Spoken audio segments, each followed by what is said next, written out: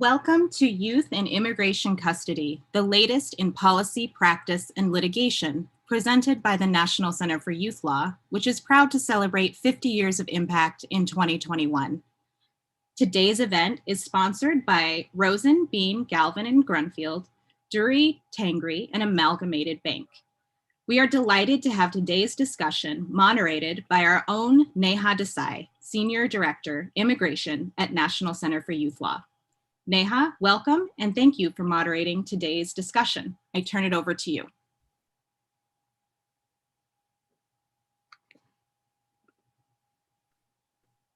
Thank you so much, Patty.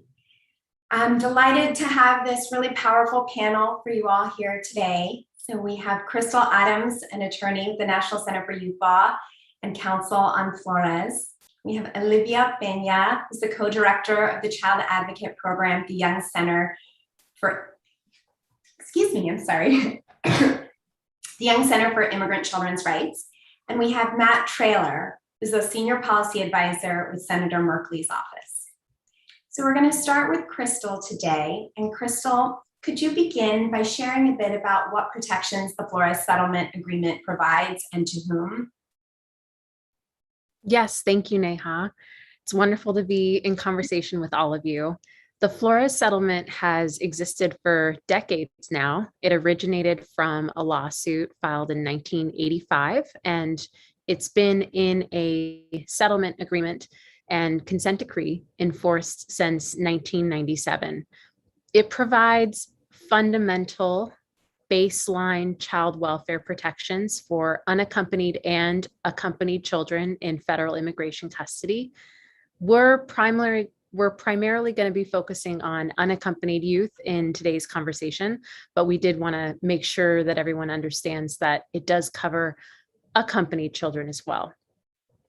Importantly, because the settlement was established so many years ago, the document itself does not truly reflect all of the knowledge that we have as youth advocates today in terms of what we know is best for kids. So it does not address all of the concerns that we have today about congregate care facilities and making sure that kids are in community-based settings. So we do want to acknowledge that there really are rudimentary protections in place in this settlement, and it doesn't do as much as we would love to do today to make sure that kids in care are being protected and having their rights advanced.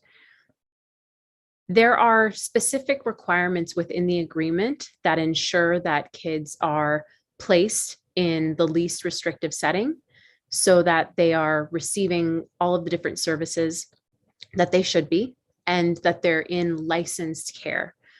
The facility should be state licensed. There are very rare exceptions that allow for children to be in unlicensed facilities. And I'll talk a bit more about how that's really become a problem that we've seen in recent years, especially. There are also requirements around reunification with family in the United States. So children that have family members in the US should be able to expeditiously be released to those sponsors. And kids that don't have sponsors in the US should have opportunities to live in long-term foster care placements or other types of community-based placements. One thing that's really important to know is, unfortunately, many kids in care have very little access to any type of attorney. So while we're so grateful for the amazing work that the Young Center and legal service providers do to connect kids to some information about their rights, unfortunately, Flores Counsel is one of the very few groups that's able to access these facilities, interview kids, and advocate on their behalf. So the Flores settlement is really essential to making sure that these protections exist and that kids have access to outside help. And that said, unfortunately, the settlement is very much in jeopardy right now. The prior administration issued regulations to attempt to terminate the settlement, and the current Biden administration is also potentially going to move to terminate the settlement. So we're certainly concerned about its longevity and want to make sure that everyone understands that it's providing really important protections that we want to be preserved, either in its current form or in some other kind of federal protection along the way. Thank you, Crystal. Olivia, I'm going to turn to you now. If you could share with us what role child advocates play in the lives of detained, unaccompanied children in federal custody, that would be great. And if you could share a bit about your role at the Young Center over the years. Love to hear that. I'm happy to do that, Neha. Thank you so much for having me. It's a pleasure to be in this panel with all of you as well. Just very briefly, my name is Olivia Pena. I'm a co-director for the Young Center's Child Advocate Program. I am based out of our office in Harlingen, which is near the U.S.-Mexico border, near Brownsville, Matamoros.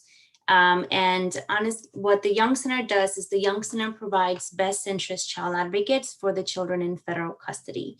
We're the only organization that is able to provide independent child advocates for them.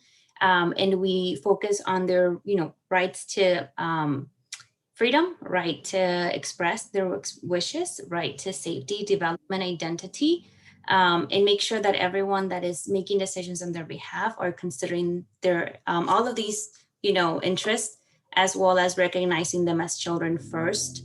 And we do this through a very unique model, right? We are an interdisciplinary organization that has a volunteer-based model. And through our volunteers and our interdisciplinary staff, we meet with the children on a weekly basis to really get to know them, develop trust, and learn their stories, and then be able to inform the decisions that others are making on their behalf. Our child advocates meet with these children, whether now virtually because of the pandemic, but also in person, to really get to know them and make sure that everyone knows who they are as children, as humans first, and then is able to really consider all of those things that I mentioned earlier: safety, development, identity, and their express wishes when they're making decisions. We know that the best interest standard is not something that is integrated into immigration law. So one of our goals is to at some point make sure that all the decision makers have a mandate to have best interests considered it through all the entire time that they are in custody, but then also after their release and decisions are being made. And so we don't serve all of them. We serve the children who are the most vulnerable within the vulnerable. Ideally, all of them would have child advocates and all of them would have attorneys.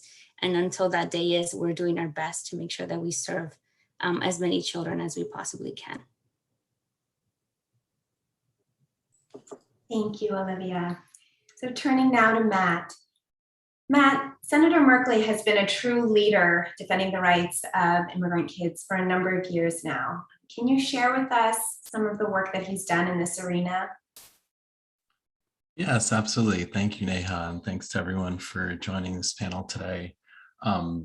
Senator Merkley, really dove into this issue, as part of the family separation policy that began, of course, under the Trump administration in 2018, although it was conceived of much earlier, as we found out through some pretty extensive document leaks and whistleblowers that we were beginning to work with at the time. Senator Merkley, felt that this was something that was unbelievable that was happening in this country. And so I think it was a Thursday night, and we literally just booked a flight and went down there to investigate for ourselves what was happening and what were the conditions under which these children were being held. And of course, we were denied access. The administration had no interest in having that kind of oversight of the conditions. And so we began a really intensive investigative journey that led through to legislation in introducing the Stop Cruelty to Migrant Children Act, which was really a kind of landmark bill with a vast majority of the Democratic caucus supporting major increases in standards, minimum standards for children in immigration detention. So throughout this time, we've traveled extensively to both sides of the southern U.S. border. We traveled to the Northern Triangle to understand, all of the the beginning to the end of migration from the Northern Triangle. And then, we've kind of transitioned, obviously, as we've tried to hold this administration accountable as well. We've had extensive meetings with Secretary Mayorkas, going through, this fairly lengthy history of small things that we've been working on at the time, and also kind of larger pushes to ensure Flores standards are met to the maximum extent possible. And in the short term, that's been mostly through appropriations. So Senator Merkley is one of the more senior members of the Appropriations Committee, and we have been putting in pieces every single opportunity that arises to ensure access for members of Congress, to try to limit influx, and to really pursue any option that will raise standards of care for children in immigration detention. We're now hoping to build on that with a new version of this bill, which we hope will be available for public consumption in the near future, which will once again be our sort of refined version of how to dramatically increase standards for children in detention. Hopefully, frankly, make them detention as short as possible so that it's not a detention system at all. Thank you. Back to you. Great. So I'm going to shift gears a little bit and turn back to Crystal and Olivia. The two of you have seen systemic issues over the year kind of play out in a number of different cases. Can you each share with me some of the most pervasive, significant issues that you have seen over the years? Crystal, I'll start with you. Thanks, Neha. Olivia and I both have important roles in this work, and I'd love to actually invite her to share some of the things that she's seen. I know she has some thoughts from her work in the field, and I would love to build on some of the things that she'd like to share as well. Thank you, Crystal. And as I mentioned, the Young Center provides independent child advocates. We do have 8 offices across the nation, and we serve children not just across those 8 offices, but across the entire United States. And we come across children from all over the world, right, from all the various continents. And as more recently has been in the news, children from Afghanistan, children from Haiti. And so we are, very mindful that these are children who have survived some of the most severe forms of trauma. We're also mindful that they have different, backgrounds, very diverse backgrounds, diverse cultures, diverse needs, right? Because of who they are, where they come from, what is leading them to flee. It's really important for us to really get to know their stories and their identities, and to make sure that people within facilities are prioritizing that as well, right? Making sure that the children are being placed in the least restrictive setting, being reunified as soon as possible, and making sure that they have access to community-based placements as much as possible, right? And so we are very mindful that some of these children may have high mental health needs, and we want to make sure that these children are in placements, family, community-based settings where they can go through this healing, and not in institutionalized settings. Those are not, best practice, places where children could really work through some of those really difficult mental health needs, or to process just what they've been through, this trauma that they've survived. And so we're always trying to make sure that, facility staff take a step back and really look into, okay, what is, this child, what have they gone through? Before thinking of them as someone who is problematic, or, doesn't necessarily want to cooperate with the system, or doesn't want to cooperate with the process.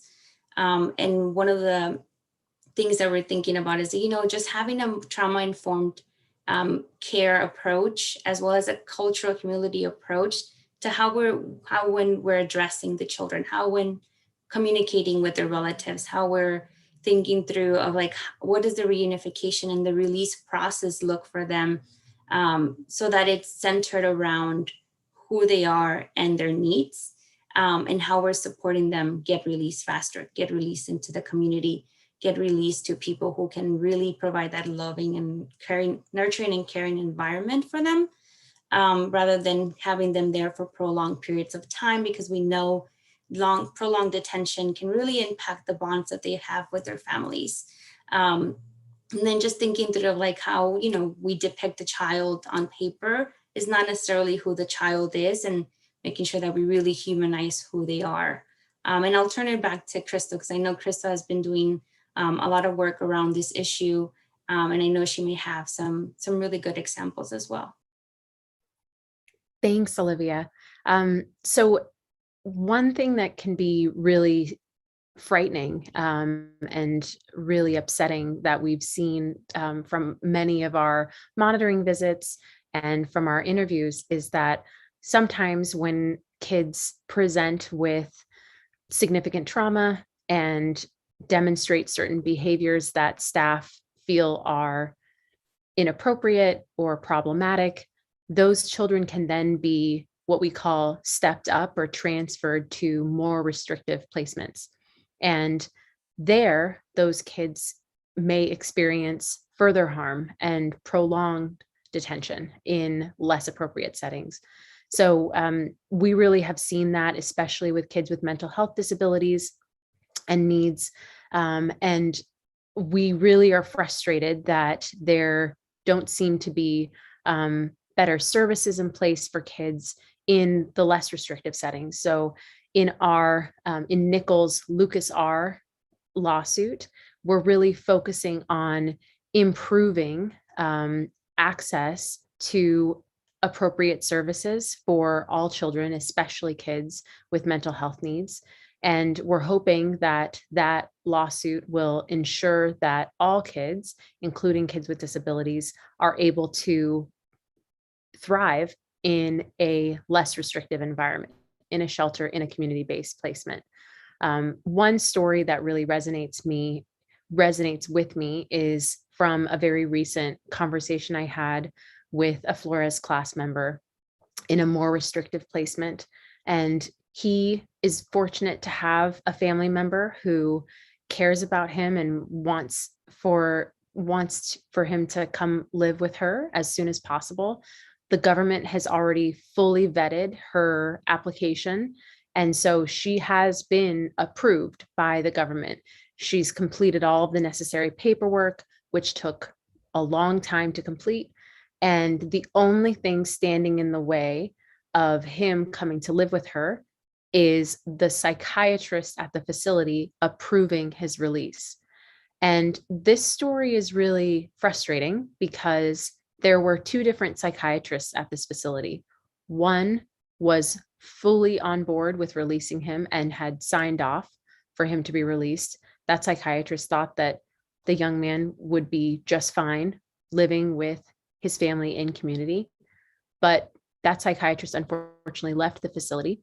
And since then, a new psychiatrist arrived and has decided that the young man is not able to be released, and has set forth these vague kind of requirements around what is needed in order for the youth to live with family.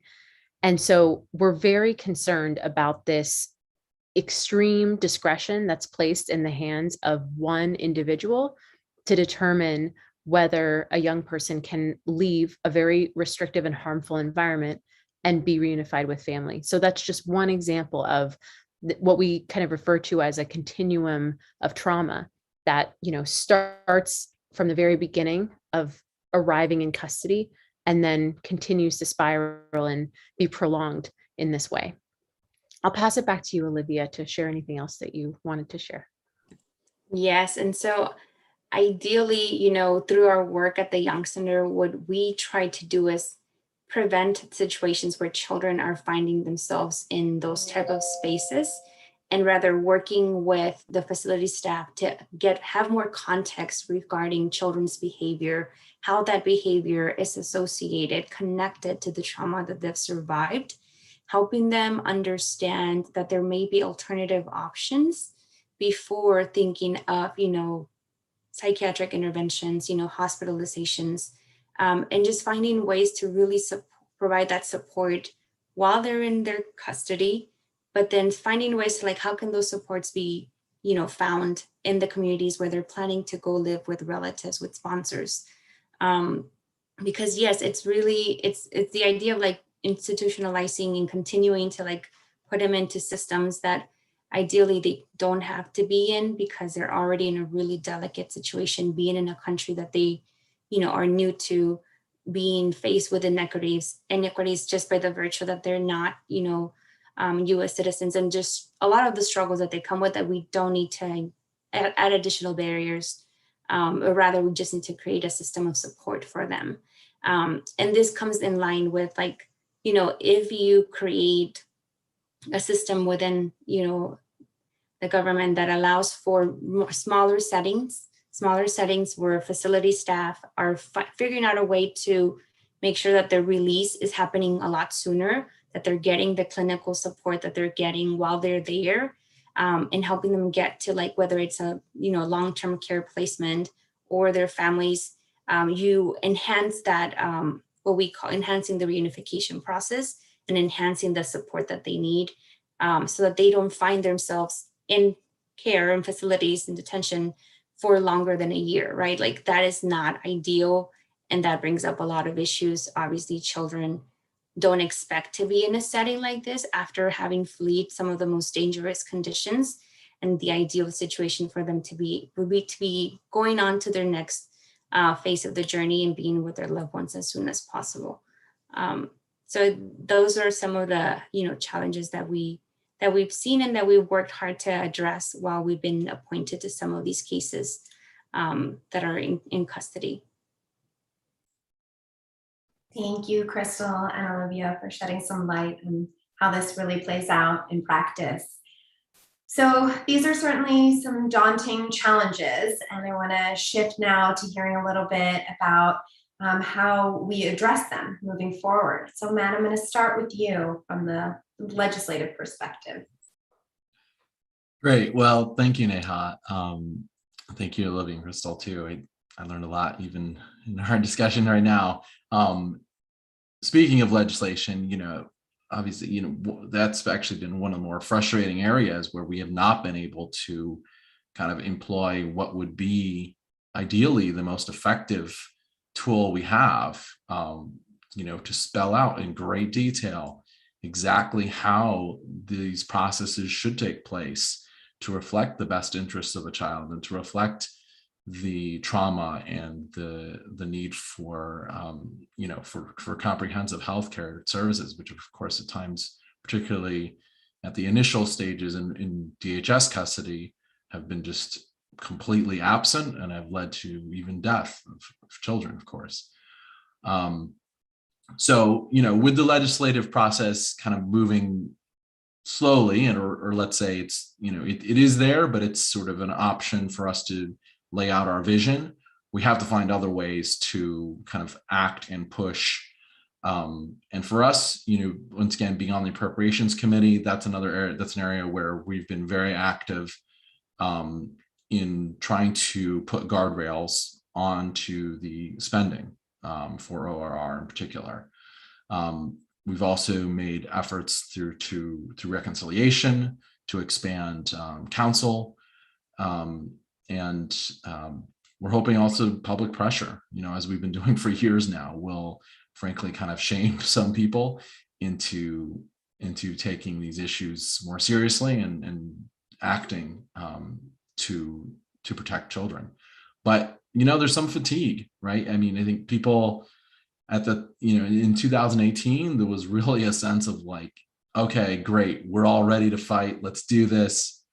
And, I think, unfortunately, this has become a normal for a lot of people. And, when I have conversations with other staff, even on the Hill, there is a feeling that like, this is kind of the baseline. And if we're going to do anything, well, you're sort of moving away from what has been the norm And I just think that's really dangerous and really problematic for us. One way we're trying to get around that, though, is to frankly reframe some of these issues, and reframe them as child welfare issues, and just return to the kind of the core purpose here. Is their children, it's their technical immigration status is just not even, pales in comparison to our mission to care for and protect and just show decency and kindness to children. So that's kind of where we're hoping we will go now. Once again, laying out a vision, which we hope will be bipartisan. And there are many Republican members who are fierce advocates for child welfare issues. So we're definitely exploring that. And, we hope that will be a fruitful process. To some of Olivia's points, I think, we have to be more prescriptive in what the legislator is telling the administration about how they can, all the processes, all of the examples of children, being delayed in terms of exiting, being reunited with their families and exiting detention settings. I've seen no way around basically being much more prescriptive about this, limiting DHS's involvement as much as possible, and at the same time encouraging ORR to just think outside the box, to be, look at wherever there's opportunities for them to fulfill their mission at ports of entry, everywhere along the way. We need to continue to push them, to not just sort of operate business as usual. Another area, and this is also connected to appropriations, has been really frustrating, is expanding licensed small care facilities. It's still taking years and years and years, and we think it'll be, I think, until next fall before there's going to be really meaningful expansion in licensed capacity. So that's another area where we need to push as hard as we can. We have been, and we hope that we could also build in some, not influx minus the standards, but ability for our licensed care network to shrink and to grow based on numbers of children who are requiring care. We really need to force ORR's hand to eliminate influx, emergency intake shelters in particular. So we're really pleased that the committees listen to us, or the staff listen to us. We're on the committee, but we don't get to write the bills ourselves, unfortunately. And we do think there will be included a requirement for ORR to develop a plan, at least, to completely phase out the use of emergency intake shelters in the near future. So that's kind of where we're at right now, and stay tuned for more. Thank you, Neha.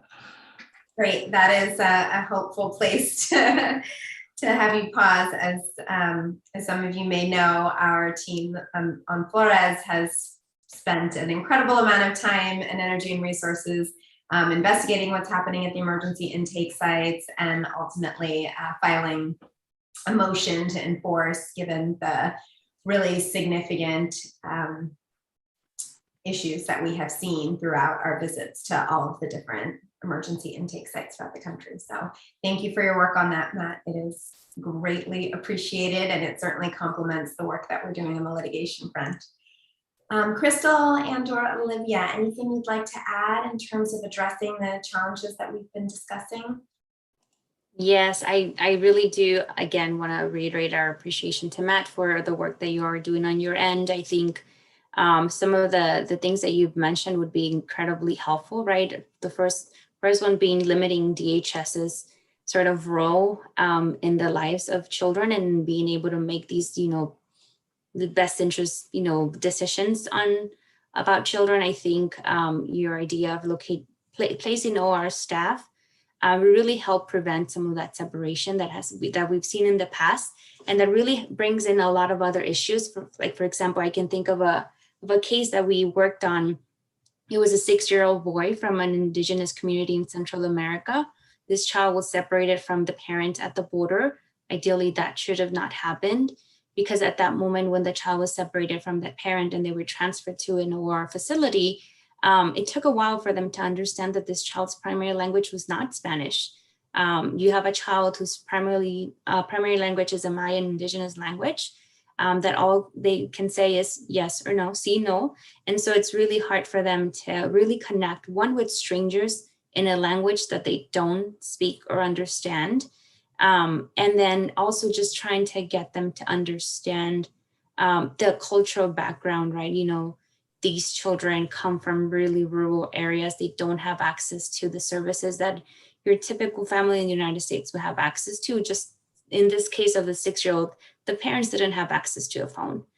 They had to climb up a mountain to be able to have a conversation with the child twice a week for a few minutes, and giving them a lot of context of, like, if they're not able to answer that phone call or make that phone call, it's not because they don't love their child.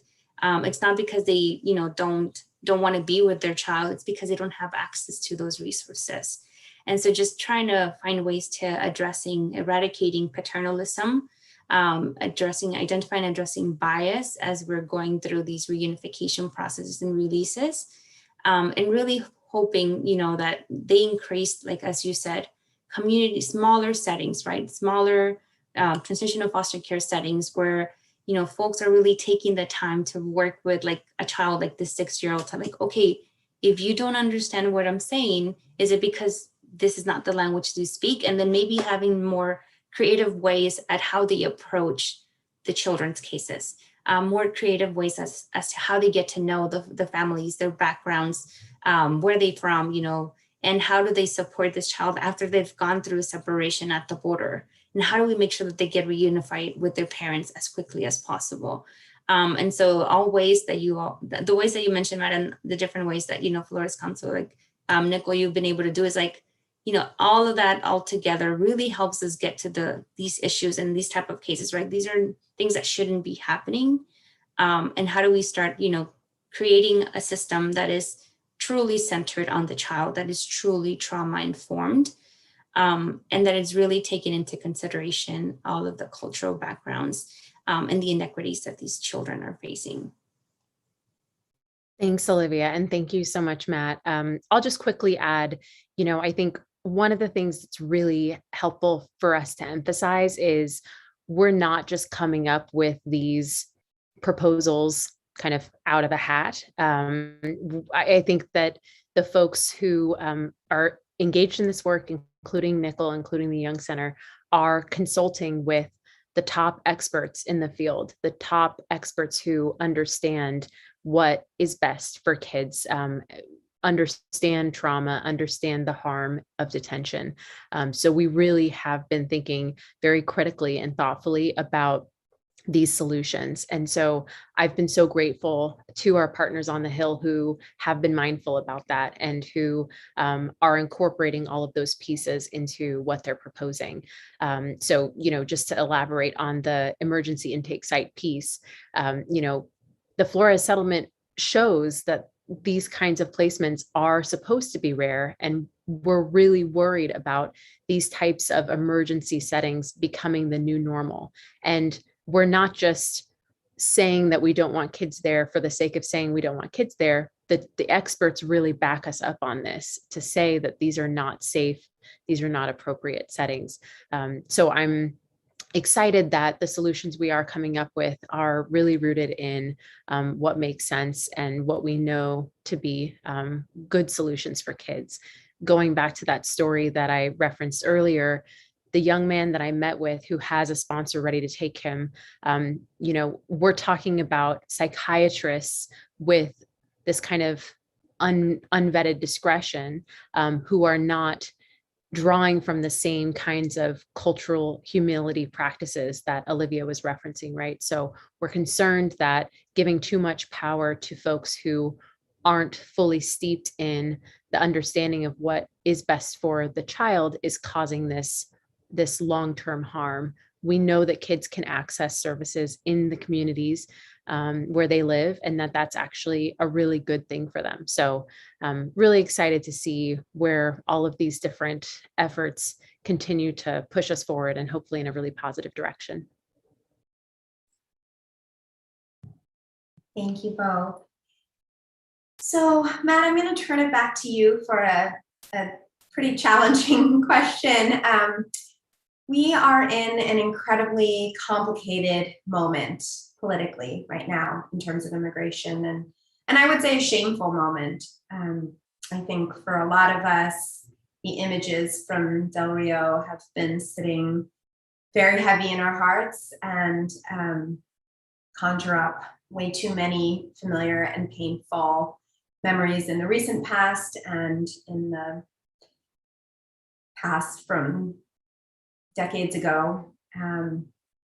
Can you speak to how this complicated moment plays out in terms of the legislative appetite, the landscape for moving forward? You mentioned earlier something that stuck with me, which is the fatigue, the crisis fatigue that you're sensing from colleagues, from legislators. And on the one hand, I think there's new and fresh outrage, but there also is, as you suggest, kind of a sense of whether it's hopelessness or just a lack of stamina to keep being in crisis mode perpetually. Where does that leave us? Yeah, thank you, Neha. It's a tough question, honestly. I'm literally looking at amendments for that we're going to be voting on tomorrow morning relating to immigration, and trying to think about what is the intent behind these? What is the feeling? What is the views of how the situation in Del Rio is influencing political leaders? So I would just say that it is definitely in flux, which in some ways is good, because I hope that will at least lead to some open-mindedness to change views, and for the legislator as a whole to to feel a sense of urgency and to look at this with a little bit more carefulness and understanding that this is truly something that demands our attention. There's still a question as to whether the Trump era rhetoric of anti-immigrant racist attitudes are going to be a successful political strategy. I think we saw some of that coming out, as the images from the Del Rio crossing, became widely shared in the media. But it also didn't really explode, I guess, in a way that would have felt almost like we really were back in the depths of kind of accepting family separation as a policy of one party, and something that we're literally fighting against. So I think it's too soon to say, but just looking at where the messages are coming right now, I think there's just a lot of testing out there. There's a lot of testing to see, will people feel the same way about Black immigrants, and will they feel the same, will that be a politically successful strategy for them or not? I really don't know, but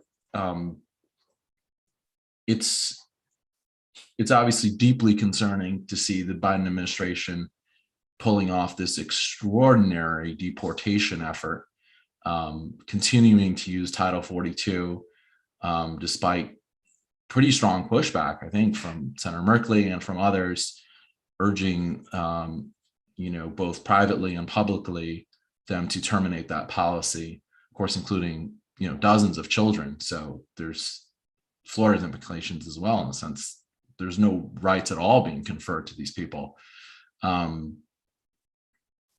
So the administration, I think, is obvious. They're doing this because they must think on some level that they can't handle too much criticism, and they need this to be over with as soon as possible. And that's their hope, is that, you know, as we see, unfortunately, loss across the entire southern border, you know, Del Rio is not the only place where there's just tremendous suffering and denial of rights of people who are trying to seek, you know, legal status. The Title 42 continues, it's just not as publicly visible, you know, right, as it was in that smaller port of entry crossing. That said, you know, I as I sort of mentioned earlier, you know, I do believe that some reform is possible. In the broader sense, I think seeing the genuine energy behind pathway to citizenship being included in reconciliation is just, it's really inspiring. Like, this was not really a top conceivable issue for Democrats even like a couple years ago or something.